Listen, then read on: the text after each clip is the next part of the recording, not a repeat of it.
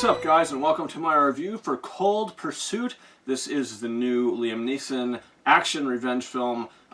He's been doing characters like this lately after, Taken. He's sort of gone on an action spree with movies like Non-Stop and The Commuter and things to that extent.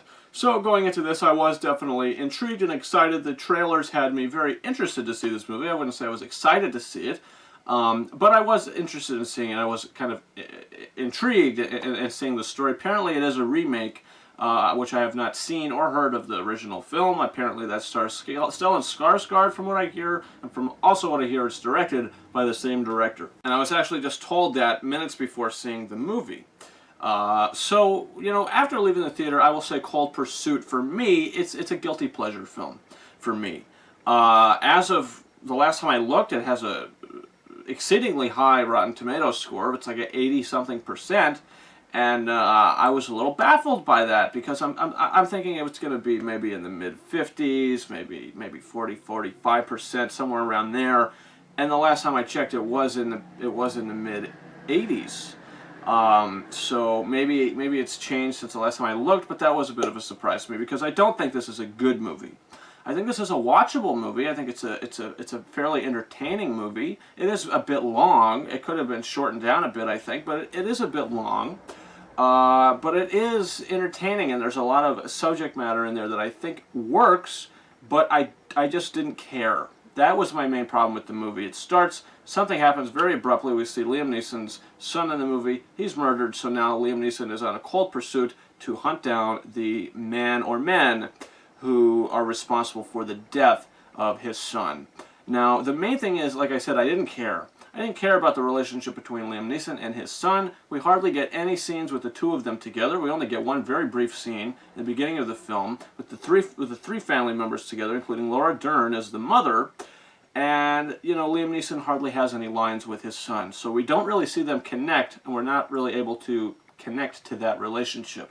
So, when things start to happen, son is murdered, Liam Neeson finds out, he really just turns into this madman, and he gets his gun, and he goes on a cold pursuit. And he's supposed to be, the man of the town or whatever. He's accepting this award for the man of the town. Are we supposed to believe that, he had a sudden character change, or did he have this in him all along, killing people and going on this revenge quest? I'm not entirely sure, but as Liam Neeson is in this film, we kind of already expect that. So it wasn't really something that I was able to latch on to and care about. But I was interested in it. I wasn't invested in it, but I was really interested in and kind of entertained just watching it. If you sort of just turn your brain off, this is one of those films. The villain in the movie, the villainous character, the lead villain, I believe the guy's name is Viking. His nickname is Viking. His performance was bad. I did not like his acting in the movie. It felt like he was doing an impression of the Joker, maybe the Heath Ledger Joker, or the Jared Leto Joker. Not entirely sure what he was doing. He has a son in the film, a young boy. That acting I didn't really care for as well. I felt like the kid actor was just sort of one note. The facial expressions were good, but the dialogue delivery didn't really work for me. There's a really creepy thing that happens at the end of the movie between two characters, with the young boy and Liam Neeson's character. Something very, very creepy happens, and it did not work for me. I did not, get why some event, not event, but just something happens, something small happens. And it just felt very, I don't know the word for it, cozy, maybe? I don't know. I don't know how to describe it. It didn't work for me. But the ending also didn't work for me. I feel like it wasn't a very satisfying ending.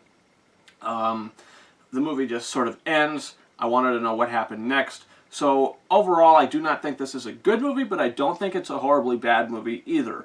This sort of falls in the rank as Venom for me. Don't think it's a good movie, but I do think it's a very watchable movie that you can have some entertainment value and fun with if you just sort of shut your brain off for most of it.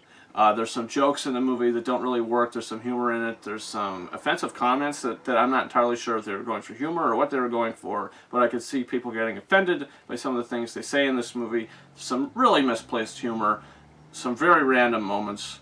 And I'm going to give Cold Pursuit 2.5 out of 5 stars. I almost liked it, but there was a little too much bad than good. Liam Neeson is just Liam Neeson in this movie. He's not giving really any different performance than he's given before. So, you know, it's sort of like The Rock, you know what I mean? He does his thing and then he gets out of there. Pretty much the same thing for Liam Neeson. So yeah, guys, that's my rating. You can comment your thoughts in the comment section. Do you plan on seeing this film? What do you think about the movie? If you did see it, you want to see it, what did you see the trailers for it and all that sort of stuff, you could comment below. Also, you can subscribe to this channel. I just posted my review for the Lego Movie 2, the second part. That review is up on this channel now. You can feel free to check that out. Also, guys, if you want to follow me on Patreon to help this channel grow, be able to do Blu-ray unboxings again on this channel. That is something I unfortunately had to cut. So if you want to, see that happen again, you can follow me on Patreon. I'll be able to do more game videos. I've started expanding my channel even more. I've been doing live streams. I just finished Kingdom Hearts 3, so that's very exciting. My whole 11-part series is up on this channel now. I have a playlist for that. If you're interested, you can follow me on Facebook, Twitter, and Instagram. The links to those are in the description of this video. And my next reviews on this channel will be for Alita Battle Angel and Happy Death Day to you. And my early review for How to Train Your Dragon, The Hidden World, is up on this channel now. If you're interested, you can feel free to check that out. Alright guys, thank you very much for watching my review for Cold Pursuit. Over and out.